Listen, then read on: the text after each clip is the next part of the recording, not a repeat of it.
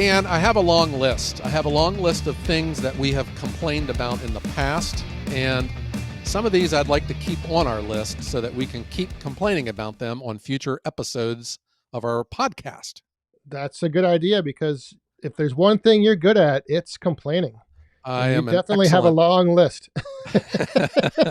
I am excellent at complaining. I complain about the weather. Yep. Well, you do too. We both complain about comments and social media and Facebook comments. Yep. We've complained about, just about everything. But the one thing that we have complained about on a number of occasions are kilns, kiln drying firewood. Yes. And we just don't understand them. Correct. Well, we know what they are. They're a big box. It gets hot inside, and it removes all the moisture from wood. Correct. But there's a lot of questions surrounding that whole concept as well. But we have definitely been complaining about that. I remember. Yeah. Yes. Well, one thing though that we cannot be criticized about is just idly complaining. Me and you, we both put our elbows to the grindstone, or whatever you put to the grindstone, and we have dug up an expert in the kiln industry, and he is sitting right across from us right now at this table, and I can just tell he's itching to talk. So yes. let me introduce you to our new friend. His name is Paul Grenier. He is the director of sales of iDry, which is a Vermont-based kiln manufacturer.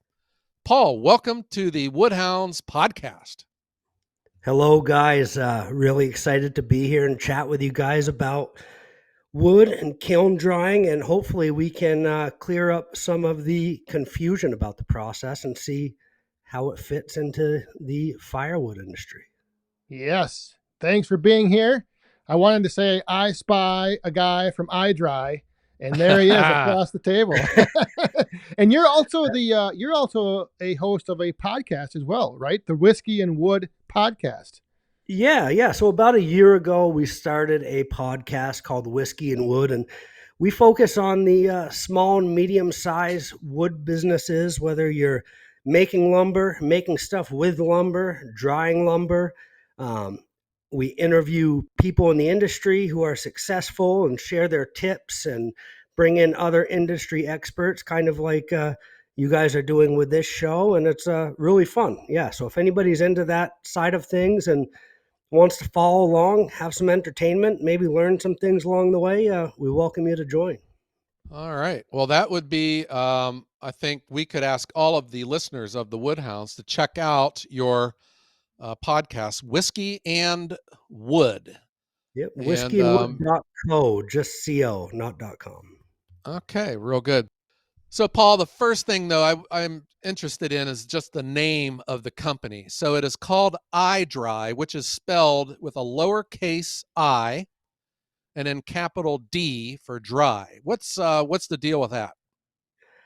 You know, the owner of the company, Jim, he's always liked technology, and he's kind of like the branding that the iPhone has done. And you'll notice some similarities. We have the iDry Standard, the iDry Plus, which is kind of models some of their phone names, I guess. The Turbo Mini is one of our kilns. So, I think he just liked the way it looks. He likes the way it sounds, and it's simple. So that's why well, it worked because it caught my attention, and it does. It gives the appearance of like high tech.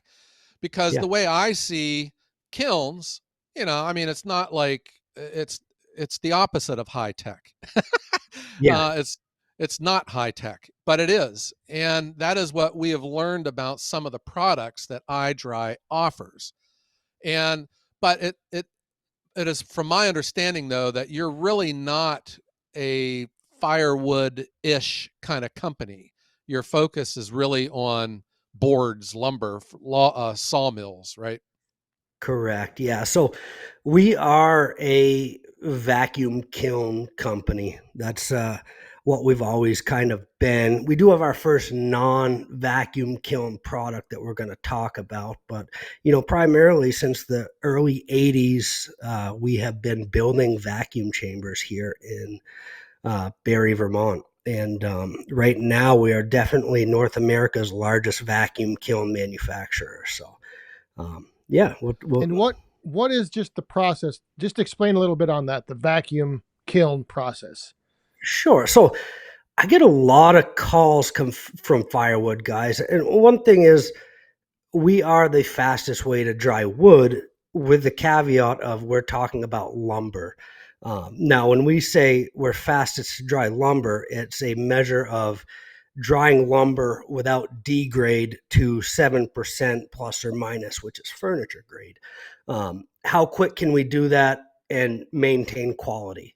Now, when we talk about speed with firewood kilns, we're just talking about getting it below a certain moisture content percentage in a certain amount of time. We don't care if it moves or if it cracks. And so vacuum kilns are a technology which allow us to go faster without ruining the wood, essentially. Okay. All right. If I understand a kiln, there's a heating element and there's air being moved. So the air is getting sucked in and blown out the other side. But a vacuum kiln is different, though. Is that right? Explain to us just how a vacuum kiln works. Well, I guess let me explain the three types of drying, really, and then we'll jump. So we have dehumidification kilns, and this is in the lumber world. We have dehumidification kilns, which is a room with a dehumidifier, very similar to what you guys would put in your home, except for this is a commercial one, and there's fans and there's heat. So in a dehumidification kiln, it's a refrigerant coil that condenses water to remove it from the environment. In a conventional kiln, it's heat, it's fans, and it's ventilation to move moisture from the environment. And then vacuum kiln, we add another element. We create a negative pressure chamber. And really, it's all based off the fact that everything on this planet is trying to equalize temperature, humidity, pressure. And the challenge with drying wood in a conventional or a dehumidification type of system is, as wood dries, it shrinks, right? There's woods are made out of cells, so cellular walls and cellular cavities. And as that happens, it shrinks. And as those cells shrink and harden, it prevents moisture movement. So in conventional kilns, we have heat and airflow. So it's drying from the outside in. And the challenge is, how do we get the moisture out of the center of the wood without drying the outside first? So you need to be very deliberate on your humidity levels and your heat and your fans. And that's the challenge with especially drying thicker lumber, which is what a vacuum kiln is really good at. When it's 1-inch material, you don't have much of a difference between the shell and the core. So vacuum kilns, we build a chamber, and part of the expense is vacuum kilns are not cheap. So we have to build the chamber out of stainless steel, and it needs to be able to withstand about 1,500 pounds per square foot of pressure. So it's significant. And what happens is we put wood in this chamber. Now wood is high pressure in a low pressure environment. So the air inside of those cellular walls wants to push to the surface. And another big thing is we lower the boiling point of water. Like if you were at base camp on Mount Everest, you'd be upset that your coffee can't get that hot because it starts boiling below like 150, 60 degrees, right? So at low temps, we remove moisture from the wood, and we can hold more moisture in a vacuum chamber environment because a vacuum is essentially removing oxygen, and water is made out of a hydrogen and 2 oxygens. So we hold moisture in this chamber, and think of the moisture as like when you take a shower and you see moisture particles floating around the air. That's what it's like in there. So we keep the outside of the wood damp, which keeps the fibers relaxed as pressure pushes moisture to the surface. So throughout the wood drying process, everything stays copacetic. The shell and the core are very close, and that's how we dry wood faster. So that's So that, completely different than my whole thought of a kiln is, like you had mentioned, heat, airflow, and somehow removing the moisture. So you heat things right? up like an oven, you have air flowing, but to your point of like that kind of dries from the outside in, and that's Yeah, where I think a lot of times kiln dried firewood might on the outside appear to be 20%, but could still have higher moisture on the inside. exactly. Like Mm-hmm. that's something I want to know. When we're saying we want to get it below 20%, firewood is obviously thicker. What do we need the average moisture content to be for the firewood? Because that is the challenge. And so firewood kilns are just that. They are a bunch of heat, a bunch of airflow, and a bunch of ventilation. Um, And it it, generally takes a long time, it like can. 3 days, or that's what I've kind of heard. Like, you have to run them for days to get. So that's really quick. 3 days is really quick Oh, in okay, maybe drying that's wood. When we're talking about drying a 3-inch piece of lumber or a slab in a conventional kiln, that's 3 to 5 months to get it to 7%. In a vacuum kiln, that's like 3 to 5 weeks. So when Oh, we're talking about drying firewood in 4 days or 3 days, that's super quick. so that So means you got a lot of heat and a lot of airflow going in. Yeah. that's it. And I get a lot of firewood guys that call me and they say, you know, I want to dry firewood and I want to dry it in 4 days. And my first question is, why does it need to be dried that fast? Because energy cost with a firewood kiln is directly related to speed. There's no way to make a firewood kiln efficient because in order to get that moisture away from the wood, it's like having a really efficient home with the doors and windows open all the time. We're pumping in heat, moisture's coming out as fast as possible.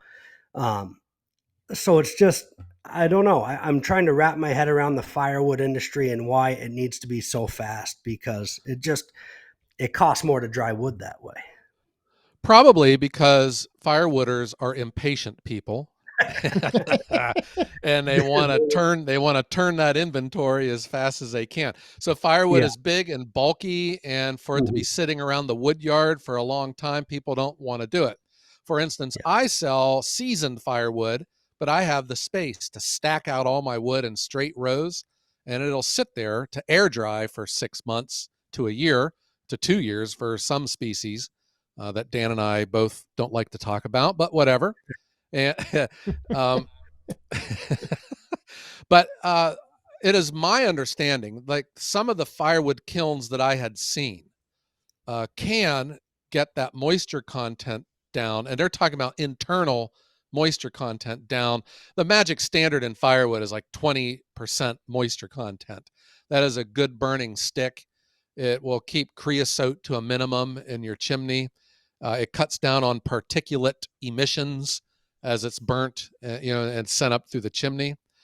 So it just seems like 3 days is this magic number for kilns. But I see the difference now with the kilns that are made specifically for boards because they're beautiful and you want to make beautiful furniture out of them. And it is worth the extra time to bring that moisture down slower so that the boards, I guess, don't get under stress where they warp and crack or discolor or whatever. You got it. Yeah. Mm-hmm. And firewood, obviously, that's not a concern. If it twists and moves and cracks, Right. great. Nope. Um, but, I've looked at, so Kiln Direct is a company that I'm sure you guys are familiar with, right? Yeah, Yep. They, I've heard of them. Yep. yep. So they make a 4-cord kiln called the Mini Quick, and it's propane, and it has a 600,000 BTU capacity heating system on it. Now, that thing is going through a major amount of fuel to dry wood in that short period of time. So Yeah. at some point you really got to crunch the numbers. Like, what is a kiln dried cord of firewood worth? How much does it cost me to get to that kiln dried firewood? And then see how much meat you have left on the bones. I would recommend anybody who's thinking about drying wood and kiln drying firewood to just crunch those numbers and see like what makes sense for you. And I think, is that where the challenge lies? Is like, if I wanted to dry a third of a cord, like an IBC tote, let's say, you know what an Mhm. IBC tote is, right? Like, Yeah. yeah. That's what So we test ours with. Yep. yeah, so let's say I just wanted to dry one of those. What you're saying is the challenge there is to have a kiln small enough to dry one third of a cord. The amount of energy it would take to do that would increase your cost, and you'd have to sell your firewood for a lot more. Yeah. So say if you take that third of a cord and you dry it in 7 days, based off our energy cost, we could do that for about $50. So if you want to dry that in 4 days, now your cost is $80 or Yeah. $75. It's pretty linear. The faster you dry, the more energy you put into the box, the more it costs you. So, like, what is a good balance point for a small wood operation of speed versus a cost effectiveness Right. is something that I think should be That's the considered. challenge. Yeah. That's Yeah. the challenge. You can't make an efficient firewood kiln. You just can't do it. Yeah. Well, could a kiln, okay, I'm just thinking of just the kiln, okay? Can the operator, the owner of that kiln, dictate the time that he or she wants that wood to cook in there until it can be sold? Like, could you really crank it up and have it done in 3 days, or could you turn the wick down some so it takes about 2 weeks? Is that the way a kiln can be operated?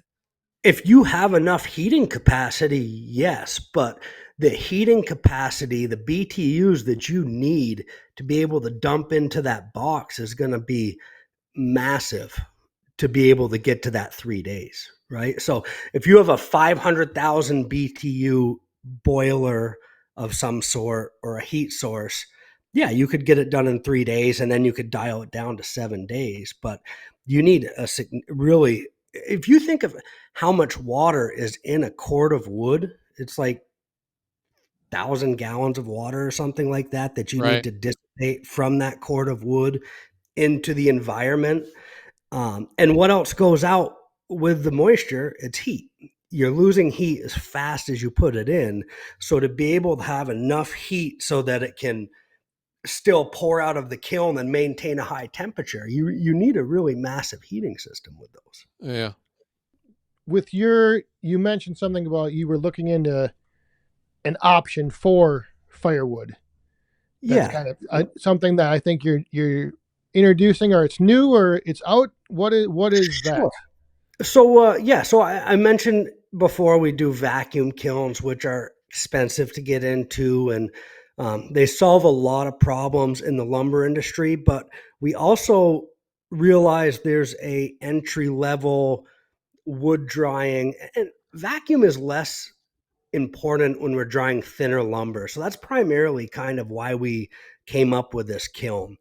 It's essentially the business end of a vacuum kiln. So it's the fan, it's the electric heating elements, and we bolt it onto an insulated 20-foot container. And then we modulate venting and air intake for lumber specifically. So we set certain humidity set points. However, it's the best option we have for firewood. Now, we tested some firewood with this system, and we use those IBC totes like you mentioned. And we were able to dry firewood below 20% in around 7 days. Okay. But Not we're bad. we're at an ambient temperature of 65 degrees when that happened. Outdoor air temperature does play a role. In the winter, it's going to take longer, cost you more money. But we were able to, 7 days, and based off electric, it was about $50 a cord. in energy cost. Mm-hmm. What is the electric requirements for it? Is Yeah, this so a can I plug this into the wall when I unplug my coffee maker? not quite, but it definitely is household electricity. Our vacuum kilns and this kiln are 60 amp single phase 208 to 240 volt. So, kind of like a hot tub circuit. Uh-huh. You'd want to have an electrician come and wire it up, but it's just a 2-pole breaker. So yeah. Very interesting, Paul. Let me remind everyone we are speaking with Paul Grenier. He is the director of sales for iDry. They are a kiln manufacturer out of Barre, Vermont, and he is also the brains and the personality of his own podcast called Whiskey and Wood, and that could be found on all of the major streaming services.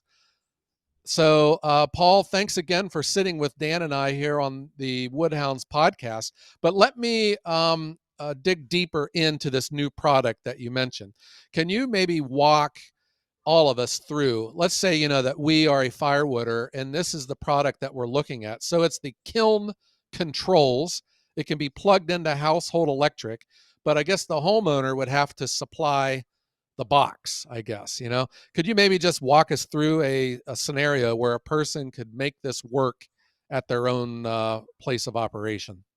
Yeah, absolutely. So our kiln is pretty unique in the fact that everything is included in this one. The box is, so the chamber's stainless steel and it's covered with a plastic that's similar to the stuff that Yeti coolers is made out of. So it's rated to go outside. But yeah, you can take a 20-foot shipping container or you can build a shed if you want. We have plans for both. And it's just one opening where you have a opening that's a certain size and you bolt this on the outside of it. So there's no internal fan decks. There's no internal vents that you have to add. And the way we can do that is we move air uniquely in our vacuum kilns and this kiln where the fan is perpendicular to the stack of wood or your IBC totes, where we actually blow it around them, build up static pressure, and then it forces it through the center of the wood. And honestly, airflow is sometimes overlooked in the drying process. It's as important as heat because without airflow to pull that moisture from the surface of the wood, that moisture is just going to sit there. And I think other people who may have tried to dry wood in the past and may have found that the center of their stack was moldy, and that's the reason is improper airflow. Yeah. So Yeah. what would a homeowner need though? Would they need like a shipping container, a Connex or Yeah. a garden shed or what would be a possible solution to this? It's pretty universal. We do have some maximum lengths and widths, but we have some plans for a shed. If you want to build a side load shed, you could do that. Or we have shipping containers, so a 20-foot shipping container. You get it skim coated with a closed cell spray foam. We recommend a minimum of R13 for the insulation, which is about 2 inches of spray foam. And then you just bolt it on, hook up your 3 wires, and you have a really smart kiln that's capable of doing firewood or lumber. And I guess one thing I want to add also is these are modular. So if you have a bit of a larger operation, you could take a 40-foot side load shipping container and put a unit on both sides of it. And now you have a 8,000 board foot capacity kiln. Oh, wow. The units would talk to each other, run reverse airflow directions to build up that static pressure. We're excited about it. It's been received well. I just did a show at the Richmond Expo and talked to a lot of firewood and lumber guys. It's it could be an option for a smaller operation or a homeowner who wants to start buying their own wood. Now, if this did go into a shipping container, though, would you be required? It'd have to get insulated. Do you have to cut holes in it for venting and stuff? No. So all the venting, since we move air in a circular pattern, when you're moving in one direction, there's a negative pressure where it goes by a 6-inch pipe. That's your air intake. And then when it comes around the other side, that's where your exhaust is. And every 2 Oh, wow. hours, it reverses direction. So Huh, everything is in this one box. There's no, you literally just cut one hole into the side of a shipping container. that's pretty cool. Yeah, Yeah. very cool. And the name of it is the iDry Air, The correct? iDry air. Yep. Yes. Okay. So my question is that, it can be used to dry the wood, but in firewood, there's another, I guess, category called heat treating. So and from my understanding, my limited knowledge of this, kiln drying, when you kiln dry, you lower moisture, but when you heat treat, you just, the requirement in Wisconsin here is an internal core temperature of 140 degrees for 60 minutes. That's what you need to Well, reach. yeah. So it's kind of crazy. In Vermont here, our requirement is 160 degrees at the core for 45 minutes, I think. And the reason I know this is because with our vacuum kilns, we had the state come in and certify that they were able to get to sterilization and heat treat temperatures. Yep. So So all we did was we took we have a wireless wood core probe sensor and stick it in the wood, prove that the temperature got up to that. So we could still do that in these kilns. It might take a while because our maximum temperature in these kilns is like 170 degrees. And if we need to get the core, well, I guess it would take less time where you guys are than it would in Vermont, which is right. the good thing. Um, You got but stronger yeah, you bugs out should, there. yeah, so you should be able to get up to that temperature. Um, and another cool thing is you can also log all your data of your cycles for maximum temperature the kiln reached. Because I know some states, that's what they do is you need to have a kiln report showing that, Yes. hey, this load went Yep. in, then it reached this. So our system can do that.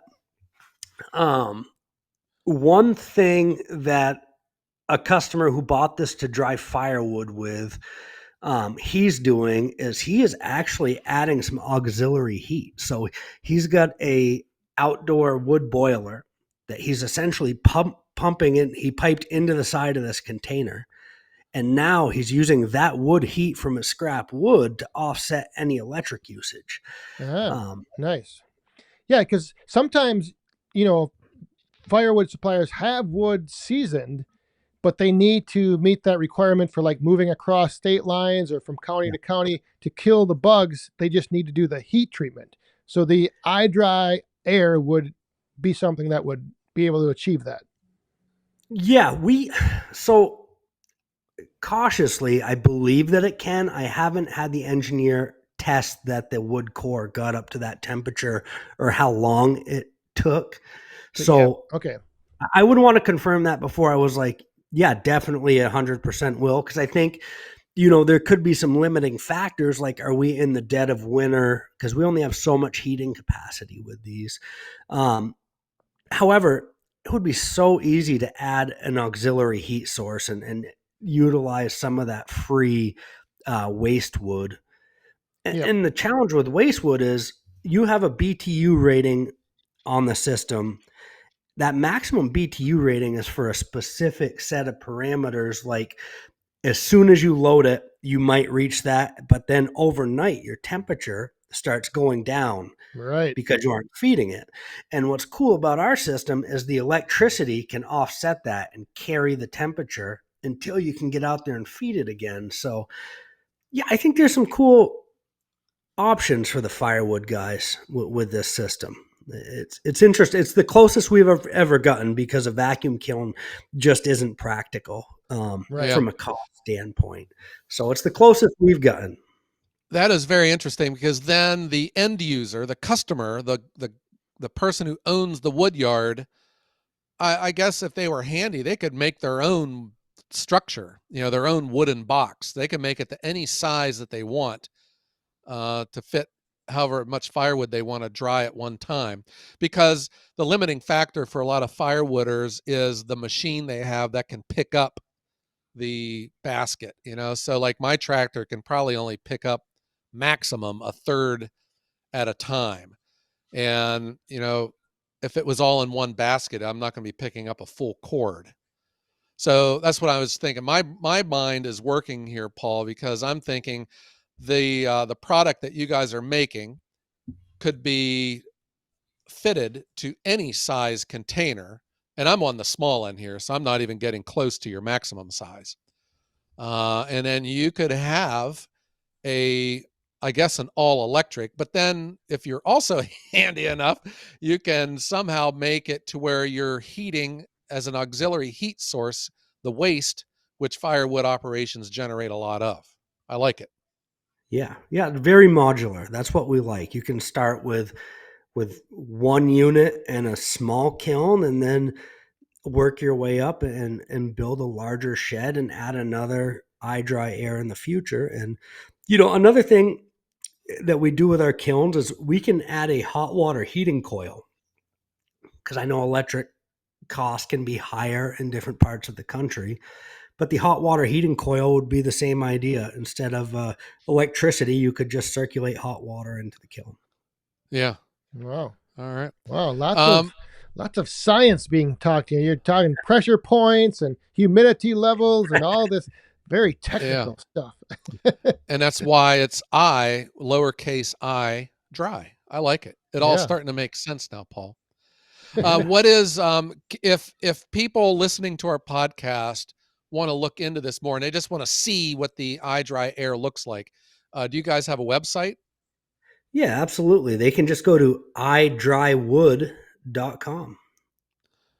Interesting. Nice. And then if they want to take it another step farther and discuss a quote or possibly purchasing one, they can contact you. Yeah, maybe we can put your contact information in the podcast notes, Dan. Yep. Yeah, they can contact me. We're very transparent with all of our pricing for all of our products. If you go to idrywood.com, you click on products, you'll see every price for every kiln. The iDry air is a $19,000 unit, plus shipping, which usually is $1,000 right around there. Yeah. For most As of the of country. April 2024. Correct. That's Yeah. right. If you're listening to this podcast 10 years from now, don't hold Paul to that number. Thank you. Thank you for that. Yeah. Yes. Right. Yeah. So if Woodhounds listening out there want more info, they can go to your website. But do you also attend the trade shows, or is there any way if someone wanted to say see an iDry kiln that they could do that? Yeah, absolutely. So, as I mentioned, we just got back from a trade show in Richmond, Virginia, the Wood Expo there. We're going to be at a logging expo in Burlington, Vermont coming up. And you can see if you go to idrywood.com, we list out all the events we're going to be at. I'm bringing an iDry air to all of them because it's a heck of a lot easier to move than our vacuum kilns that weigh 14,000 pounds. And it's kind of cool. One of our customers made us he does post and beam work, and he made us a really cool post and beam stand for the thing to sit on. It's beautiful. But yeah, you can see us, go to our events on our website. And if you want to see our kilns in person, now this is a fairly new product for us. So we've shipped probably 10 or 15 of them. We have 30 of them coming down the pipe. But we have a website called idrynearme.com. Now that's where you can find mostly vacuum kilns at this point, but we'll be getting some iDry airs on there. And that website's also for any portable sawmilling, furniture makers, people who are selling lumber.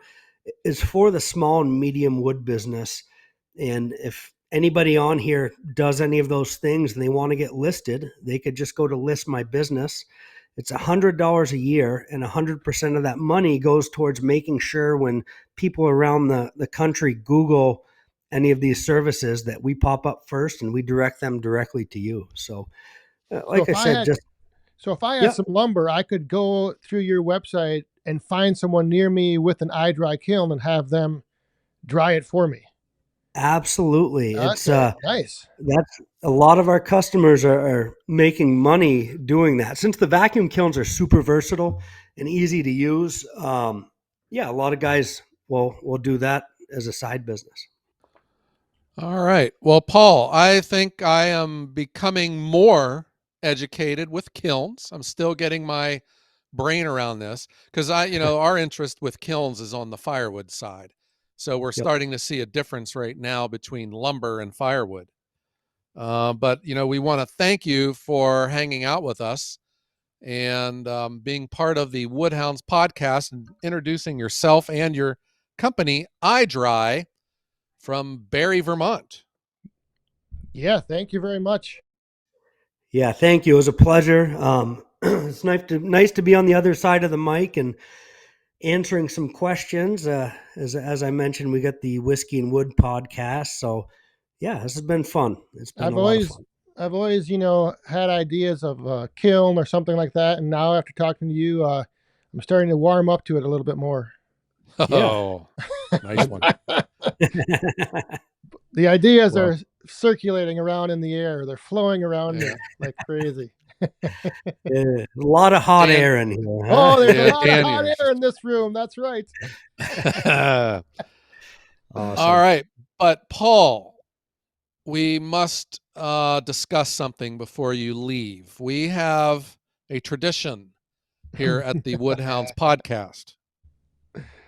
Yes, we have some questions that we need you to answer, but you need to answer them quick and with one word. So rapid fire. Okay, I'm here. I'm ready. Yeah, and we will also caution you that you are under a severe time constraint. And if you fail this task, you will suffer a significant Woodhound penalty. This is a timed event. Love it. So with that, do you accept this challenge, Paul? I accept this challenge. I'm ready. All right. Okay, Dan, you will start the clock and you will begin the woodhounding process. Here we go. All right. What car did you take your driver's test in?